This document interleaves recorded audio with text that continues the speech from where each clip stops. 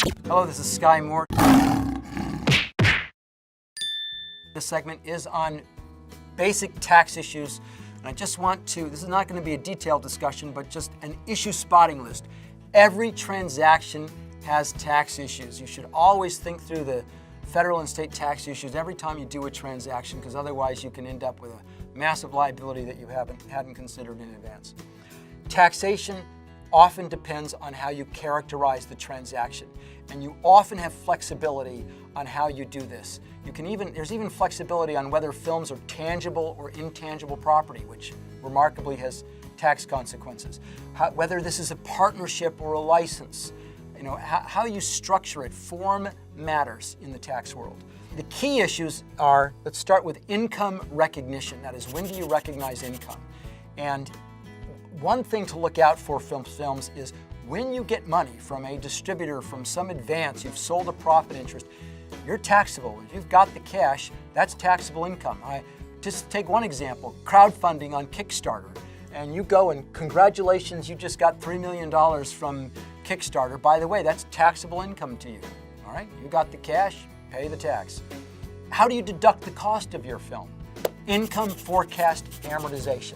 I've discussed that in another segment, but just briefly, you take your cost of your film and you amortize it based on your expected income from the film.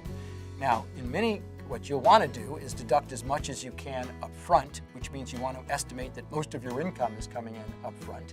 And in particular, you want to do that to avoid phantom taxable income to you.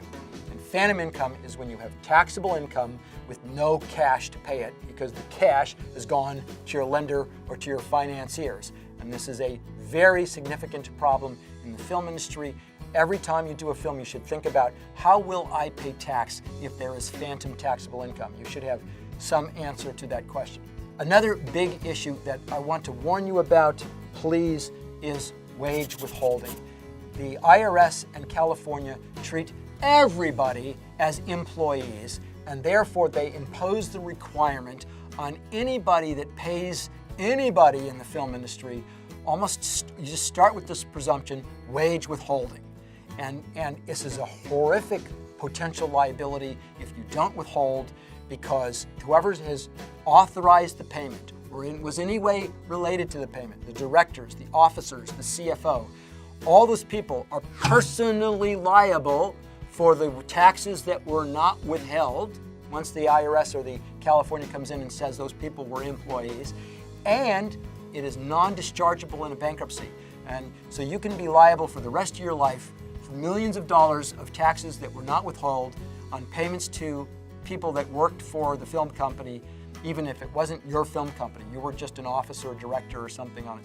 Just treat everybody as employees unless they're coming in through a loan-out company. How about foreign tax plans? Should you do a foreign tax plan for your film to save all the taxes? Short answer is no. Most films lose money. You should be thinking about how to structure your transactions so that you can deduct your losses, not so you can shelter your income. The worst thing you can do in many cases is a foreign tax plan where you end up sheltering your losses offshore. That is a bad idea. If you're coming into the US, or you're representing a foreign company that is, you want to isolate the damage with a C corporation. You want to set up a separate C corporation and have that corporation file taxes, be subject to audit, and you don't want the mothership that's in the foreign country filing US tax returns and being subject to audit. California, if you're here in particular, or if you've got income from California, you've got to look out for California unitary taxation, and there's two aspects of it that you need to be aware of. One is that California will draw a circle around all affiliates and treat them as one company. And the second is that California will allocate their worldwide income to California based on their sales, their worldwide sales. And the good news for films is that most film income is sourced outside of California, and that is why all the studios are in California, because for California, the truth is it's a tax haven, because even though Warner Brothers and Universal and Sony are here, most of their income is from outside of California, and so they only have to allocate about 5% of their worldwide income to California for purposes of paying California tax. So it's an important aspect of California taxation. Last thing I want to mention is for both federal and California, just the basic divergence on how entities are taxed. C corporations are separate taxpayers. They have to pay their own taxes, and the shareholders have to pay taxes on dividends. That's double tax, and losses don't pass through.